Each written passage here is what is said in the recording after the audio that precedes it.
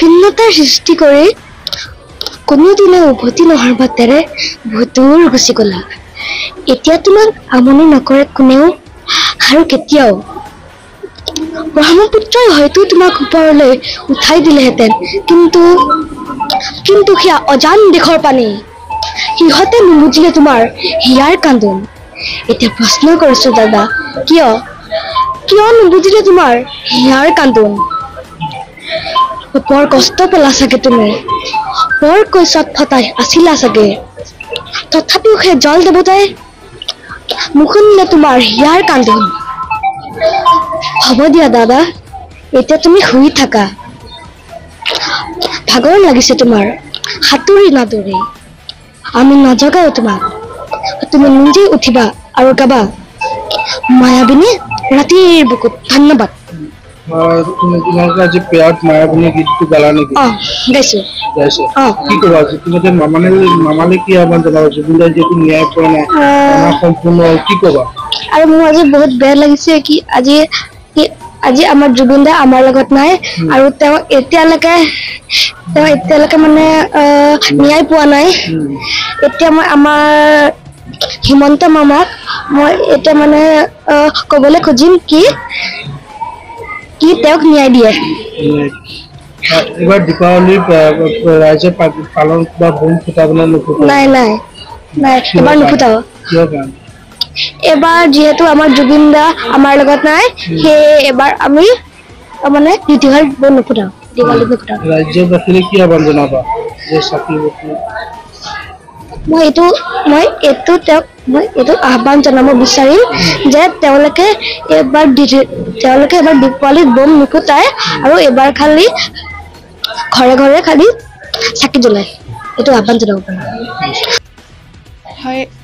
আমি ইতিমধ্যে 19 ছেপ্টেম্বৰ তাৰিখে 2025 চনৰ আমাৰ সকলোৰে প্ৰাণৰ শিল্পী জুবিন গাৰ্গক আমি হেৰুৱাব লগা হৈছে তেওঁ আমাৰ কাৰণে যিখিনি বৰঙণি আগবঢ়াইছে আমি সকলোৱে অৱগত আৰু তেওঁৰ স্থান কোনেও পূৰাব নোৱাৰিব আৰু এইটো আমি সকলোৱে গম পাইছোঁ যে ইমান বছৰৰ মূৰত এনেকুৱা এজন মহান লোকৰ সৃষ্টি হয় আৰু তেওঁ নোহোৱা হোৱাৰ পৰা আমাৰ বহুতখিনিয়ে ক্ষতি হৈছে আৰু আমি ভাবোঁ যে তেওঁৰ কি কাৰণত মৃত্যু হ'ল বা কি হ'ল সেইখিনি আমি সকলোৱে অৱগত হওঁ আৰু আমি জানিবলৈ পাওঁ তোমালোকৰ বিদ্যালয়ত তুমি খোৱা ভাগত জুবিন দাৰ গীতেৰে স্মৰণ কৰা নেকি হয় আজি আমি ৰাতিপুৱাই জুবিন দাৰ মায়াবিনী গানটোৰে আমি আজিৰ দিনটো শুভাৰম্ভণি কৰিছোঁ হয় তাকে জুবিন দাৰ যিহেতু নৱপ্ৰজন্মৰ হাত থকা আচলতে জুবিন দাই ন্যায় পোৱাটো তোমালোকে কেনেদৰে কি বিচাৰে হয় বহুত আমি বিচাৰোঁ যে ন্যায় পাওক তেওঁ আৰু তেওঁ কি কাৰণত মৃত্যু হৈছিল সেইখিনি কথা আমি জানিবলৈ পাওঁ যাতে আৰু তেওঁ যদি কিবা কাৰণত তেওঁৰ মৃত্যু হৈছে তেওঁ আমি জানিব লাগে দীপাৱলী আহি আছে দীপাৱলী তোমালোকে এবাৰ বোম ফুটাবলৈ নুফুটা নাই আমি ভবা নাই তেনেকুৱা কাৰণ ইমানখিনি হোৱাৰ পিছত আমি সেইটো মনোভাৱ নাই যে আমি ফূৰ্তি কৰিম কি ক'ব অসমবাসী ৰাইজলৈ কি আহ্বান আমি কোনেও সেইখিনি কাম কৰিব নালাগে আৰু যিমানে যি হওক আৰু আমি আমাৰ সৰু প্ৰজন্মখিনিকো তেওঁৰ যিখিনি বৰঙণি সেইখিনি আমি শুভৰাই দিব লাগে দেখিবলৈ পোৱা গৈছে আপোনালোকৰ স্কুলত প্ৰাতঃ সভাত জুবিন দাৰ গীত গোৱা দেখিবলৈ পোৱা গৈছে প্ৰাৰ্থনা সভাত আই অসমীৰ প্ৰিয় শিল্পী জুবিন দা আমাৰ মাজৰ পৰা নোহোৱা হৈ গৈছে সমগ্ৰ অসমবাসীৰ লগতে আমি চামগুৰিস্থিত SHM ফ্লৰেন্স একাডেমীৰ সমূহ ছাত্ৰ ছাত্ৰী শিক্ষক শিক্ষয়িত্ৰী আৰু কৰ্মকৰ্তাসকল আমিও সেই সমানেই আমি ম্ৰিয়মান হৈছোঁ আৰু আমি তেখেতৰ প্ৰতি শ্ৰদ্ধাঞ্জলি জনাই আমি তেখেতক কেৱল মাত্ৰ সেই দিনটোত শ্ৰদ্ধাঞ্জলি জনোৱা নহয় আমি এতিয়া আমাৰ প্ৰাতঃ যি আমাৰ মৰ্ণিং এছেম্বলি হয় সেই এছেম্বলিটো আমি তেখেতক আমি স্মৰণ কৰি আমি আমাৰ মাননীয় অধ্যক্ষ মহোদয় আৰু সন্মানীয় শিক্ষক শিক্ষয়িত্ৰীসকলৰ আলোচনাত বহি আমি এটা সিদ্ধান্ত লৈছোঁ যে আমি সপ্তাহটোত প্ৰতি সপ্তাহৰ বুধবাৰ আৰু শনিবাৰে আমি আমাৰ যি মৰ্ণিং এছেম্বলি হয় আমি মৰ্ণিং এছেম্বলিত আমাৰ জুবিন দাক স্মৰণ কৰি যাতে জুবিন দা সদায় আমাৰ হৃদয়ত থাকক জুবিন দা সদায় অমৰ হৈ থাকক তাৰ প্ৰতি আমি জুবিন দাৰ প্ৰতি শ্ৰদ্ধা জনাই আমি তেখেতৰ যিকোনো এটি গীত আমাৰ মৰ্ণিং এছেম্বলিৰ আমাৰ যিসমূহ কাৰ্যসূচী থাকিব তাৰ লগত আমি তেখেতৰ গীতৰে আমি তেখেতক কৰিম আৰু আমি আশা কৰিছোঁ যে জুবিন দাৰ যি অমৰ সৃষ্টিৰাজি তেখেতৰ সংগীত সাহিত্য সংস্কৃতিৰ প্ৰতি তেখেতৰ যি অৱদান নিশ্চয় অসমবাসীৰ লগতে আমিও জীয়াই ৰাখিবলৈ চেষ্টা কৰিম আমাৰ কণ কণ ছাত্ৰ ছাত্ৰীসকলেও জীয়াই ৰাখিবলৈ চেষ্টা কৰিব গতিকে ই এটা আদৰ্শ হৈ ৰওক আৰু মই অনুৰোধ জনাইছোঁ আপোনালোকৰ মাধ্যমেৰে সমগ্ৰ অসমবাসীলৈকে যাতে জুবিন দা সদায় জীয়াই থাকক তেখেতৰ কৰ্মৰাজি যাতে সদায় জীয়াই থাকক তাৰ প্ৰতি আমি প্ৰতিগৰাকী অসমীয়াই আমি হৃদয়ে হৃদয়ে আমি চিন্তা কৰি আমি আগবাঢ়িব লাগিব পুনৰবাৰ মই কৈছোঁ জুবিন দা অমৰ হৈ থাকক আমাৰ এই ফ্লৰেন্স একাডেমীটো যেন আকাশ বতাহ প্ৰতিটো মুহূৰ্তত প্ৰতিটো চুকে কোণে যাতে জুবিন দা থাকক সেয়াই আমি কামনা কৰিছোঁ যিহেতু জুবিন দা ইতিমধ্যে মৃত্যু হোৱাৰ ২৬ তাৰিখত দিন উকলি গ'ল বৰ্তমানে কোনো ধৰণৰ ৰহস্য পোহৰলৈ অহা নাই ইতিমধ্যে চৰকাৰলৈ কি আহ্বান জনাব ন্যায় এতিয়ালৈকে জুবিন দাই ন্যায়ৰ ক্ষেত্ৰত এতিয়ালৈকে একো আগবঢ়া নাই আচলতে অসমত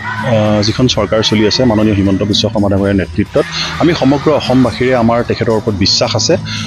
আৰু আমি ভাবোঁ অতি শীঘ্ৰেই আমাৰ জুবিন দাই ন্যায় পাব এটা কথা সঁচা যে আজিৰ দিনটোত জুবিন দাৰ দৰে এগৰাকী ব্যক্তিৰ হৈ আমি ন্যায় বিচৰাটো আচলতে খুব